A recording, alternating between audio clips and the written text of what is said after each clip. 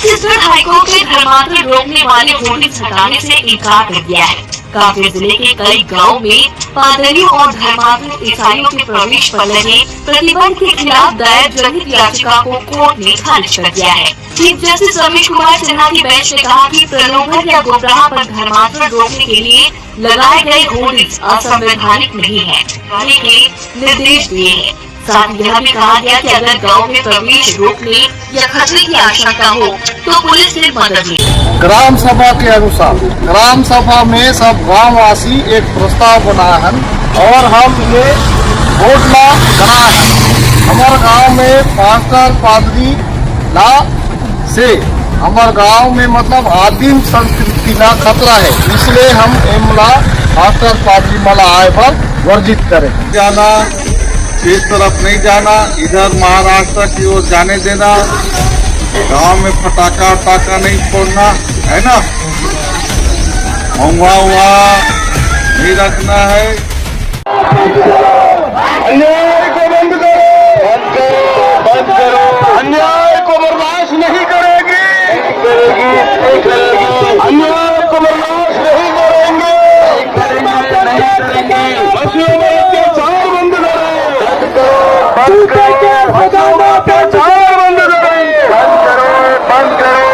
संविधान का हनन बंद करो, संविधान में हनन बंद करो, धर्म गुरुओं पर आक्रमण बंद करो, धर्म गुरुओं पर आक्रमण बंद करो। ଖ୍ରୀଷ୍ଟରେ ପ୍ରିୟ ଭାଇ ଏବଂ ଭଉଣୀମାନେ, ଏପରି ଗୋଟିଏ ଗାଁ ଅଛି ଯେଉଁ ଗାଁରେ ଖ୍ରୀଷ୍ଟିଆନ ଲୋକ ପଶିବା ହେଉଛି ନିଷେଧ। କୌଣସି ପାଷ୍ଟର କିମ୍ବା କୌଣସି ପ୍ରଚାରକ ସେଇ ଗାଁ ଭିତରୁ ପଶିବା ନିଷେଧ। ମାନେ ସେ ଗାଁର ଲୋକମାନେ ଏକ ବୋର୍ଡ଼ ମାରିଦେଇଛନ୍ତି ଯେ ଏହି ଗ୍ରାମରେ କୌଣସି ଖ୍ରୀଷ୍ଟିଆନ ଲୋକ ପ୍ରବେଶ କରିବେ ନାହିଁ। ଏହି ଗ୍ରାମରେ ଖ୍ରୀଷ୍ଟିଆନ ଏବଂ ପାଷ୍ଟରମାନଙ୍କର ପ୍ରବେଶ ନିଷେଧ। ତେବେ ପ୍ରିୟ ବନ୍ଧୁଗଣ, ଏହାକୁ ନେଇକି କେସ୍ ମଧ୍ୟ ହୋଇଥିଲା ଛତିଶଗଡ଼ରେ। କିନ୍ତୁ ଛତିଶଗଡ଼ ଯେଉଁ ହାଇକୋର୍ଟ ସେ କହିଥିଲା ଯେ ସେମାନେ ଯାହା ନିୟମ କରିଛନ୍ତି ତାହା ଠିକ୍ ହେଇଛି। ତେବେ ପ୍ରିୟ ବନ୍ଧୁଗଣ, ଆପଣ ଟିକେ ଚିନ୍ତା କରନ୍ତୁ ଏହି କଥାକୁ କୋର୍ଟ ମଧ୍ୟ କାହିଁକି, ମାନେ ଛତିଶଗଡ଼ର କୋର୍ଟ ମାନେ ସ୍ପେସିଆଲି ସେ କାହିଁକି ଡିସାଇଡ଼୍ କଲା ଆପଣ ଜାଣିପାରିବେ। ତେବେ ଆଜିର ଏଇ ଯେଉଁ ଭିଡ଼ିଓ ରହିଅଛି, ଏ ଯେଉଁ ନ୍ୟୁଜ୍ ଟାଇପ୍ର ଭିଡ଼ିଓ ମୁଁ ନେଇକି ଆସିଛି, ଆଜିର ଏଇ ନ୍ୟୁଜ୍ ଠାରୁ ସବୁଠାରୁ ଇମ୍ପୋର୍ଟାଣ୍ଟ ହେଉଛି ପରମେଶ୍ୱରଙ୍କ ବାକ୍ୟ। ତେବେ ଆଜିର ଭିଡ଼ିଓରେ ଆମେ ଅଧିକ ଈଶ୍ୱରଙ୍କ ବାକ୍ୟକୁ ନେଇକି ଆମେମାନେ ଆଲୋଚନା କରିବା। ଗାଁର ଲୋକମାନେ ଖ୍ରୀଷ୍ଟିଆନ ଲୋକମାନଙ୍କୁ ପଶିବାକୁ ଦେଲେ ନାହିଁ। ଏଥିରେ ଆଶ୍ଚର୍ଯ୍ୟ ହେବାର କୌଣସି କାରଣ ନାହିଁ କିମ୍ବା ବିଚଳିତ ହେବାର ମଧ୍ୟ କୌଣସି କାରଣ ନାହିଁ ଯେ ସେ ଲୋକମାନେ ଖ୍ରୀଷ୍ଟିଆନ ଲୋକମାନଙ୍କୁ ବାସନ୍ଦ କଲେ। କୌଣସି କାରଣ ନାହିଁ, ଚିନ୍ତା କରିବାର କୌଣସି କାରଣ ନାହିଁ।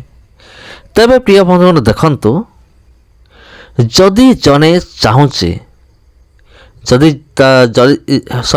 ଜଣେ ଚାହୁଁନି ତା ନିକଟରେ ସୁସମାଚାର ପହଞ୍ଚୁ, ଯୀଶୁଙ୍କ ବିଷୟରେ ପହଞ୍ଚୁ ବା ଯୀଶୁଙ୍କ ବିଷୟରେ କିଏ ତାକୁ କହୁ, ସେଥିରେ ଆପଣଙ୍କର କିଛି ଭୁଲ ନାହିଁ।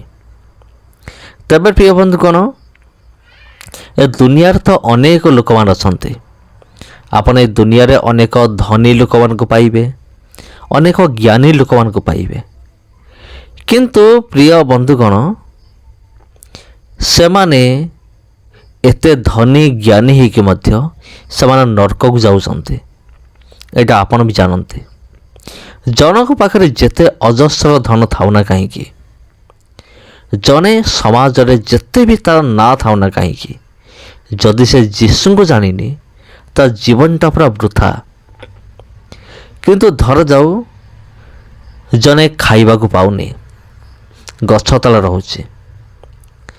ଧରାଯାଉ ଜଣେ ଭୋକ ଉପାସରେ ଶୋଉଛି, ତାକୁ ପ୍ରତିଦିନ ଟିକେ ଭଲରେ ଖାଇବାକୁ ମଧ୍ୟ ମିଳୁନାହିଁ।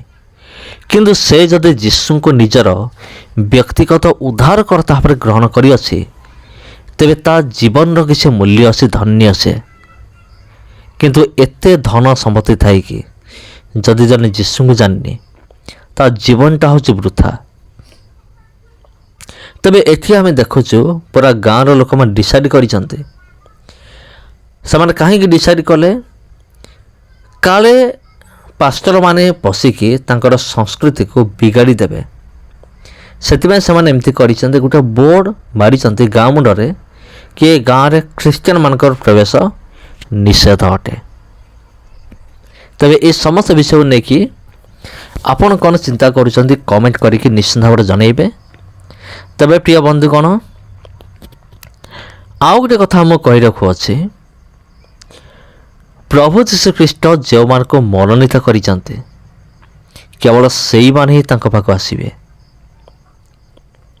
ଯଦି ପ୍ରଭୁ ଯୀଶୁଖ୍ରୀଷ୍ଟ କାହାକୁ ମନୋନୀତ କରିନାହାନ୍ତି, ଆପଣ ଯେତେ ମୁଣ୍ଡ ବାଡ଼େଇ ଦିଅନ୍ତୁ ସେ କେବେ ହେଲେ ବି ଯୀଶୁଙ୍କ ପାଖକୁ ଆସିବ ନାହିଁ। କିମ୍ବା ଆପଣ ତା ସାମ୍ନାରେ ଯେତେବେଳେ ଚମତ୍କାର କରନ୍ତୁ, ଆପଣ ବାଇବେଲଟା ବି ଆପଣ ପୁରା ପ୍ରସାର କରନ୍ତୁ ତା ସାମ୍ନାରେ, ସେ ଯୀଶୁଙ୍କ ପାଖକୁ ଆସିବ ନାହିଁ। କେତେବେଳେ ଜଣେ ଯୀଶୁଙ୍କ ପାଖକୁ ଆସେ? ଯେତେବେଳେ ପ୍ରଭୁ ଯୀଶୁ ଜଣକୁ ମନୋନୀତ କରନ୍ତି, ସେଇ ଟାଇମ୍ରେ ସେତେବେଳେ ସେ ଯୀଶୁଙ୍କ ନିକଟକୁ ଆସେ। ତେବେ ଖ୍ରୀଷ୍ଟରେ ପ୍ରିୟ ଭାଇ ଏବଂ ଭଉଣୀମାନେ, ଟିକେ ଚିନ୍ତା କରନ୍ତୁ।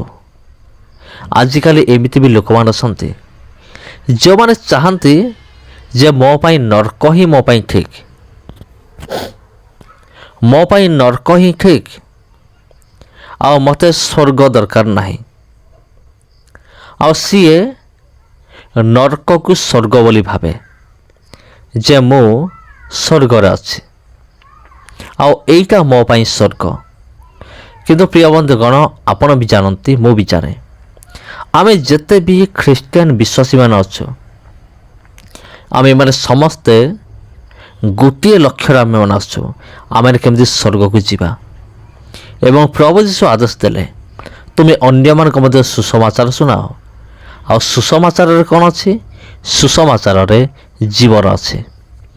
ଯଦି ଜଣେ ବିଲକୁଲ ବି ଚାହୁଁନାହିଁ ଜୀବନ ଗ୍ରହଣ କରିବା ନିମନ୍ତେ, ତେବେ ଆମର କିଛି ଚିନ୍ତା କରିବାର ଆବଶ୍ୟକ ନାହିଁ।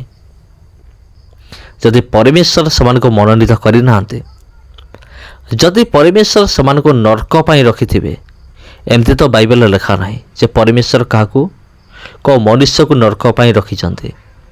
କିନ୍ତୁ ଯଦି ସେମାନେ ଜାଣି ଶୁଣିକି ନର୍କଗାମୀ ହେଉଛନ୍ତି, ଏଥିରେ କିଏ ବା କ'ଣ କରିପାରିବ?